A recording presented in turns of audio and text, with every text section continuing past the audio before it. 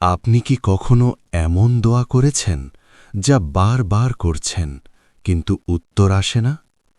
মন ভেঙে গেছে, ভাবছেন আল্লাহ কি আমার দোয়া শোনেন না?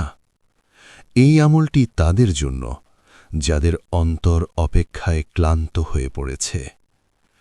পবিত্র কোরআনে আল্লাহ তাআলা বলেন, আর তিনি সেই সত্তা যিনি তার বান্দাদের দোয়া কবুল করেন। সূরা আশ-শুরা আয়াত ২৬। এই আয়াতের ব্যাখ্যায় ওলামারা বলেন, যখন বান্দা দোয়ার আগে আল্লাহর প্রশংসা ও দুরূদ পাঠ করে আর সূরা আশ-শুরার এই আয়াতটি পড়ে দোয়া করে, তখন সেই দোয়া দ্রুত আসমানের দরজা ছুঁয়ে ফেলে। সুবহানাল্লাহ। আমলটি এমন, প্রতিদিন ফজরের পর বা রাতে তাহাজ্জুদের আগে ৩ বার সূরা আশ-শুরার ২৬ নম্বর আয়াত পড়ুন। তারপর আপনার দোয়া বলুন মন থেকে, নিজের ভাষায়। এভাবে ৪ দিন ধারাবাহিকভাবে করুন।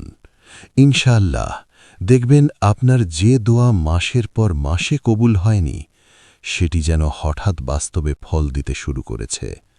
মনের ভেতর এক প্রশান্তি আসবে, আমার রব সত্যিই আমাকে শুনেছেন।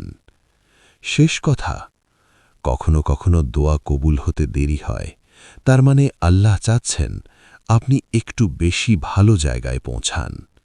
এই আমলটা শুরু করুন আজ রাত থেকেই, হয়তো আপনার দোয়া আকাশ ছুঁয়ে ফেলবে ইনশাআল্লাহ।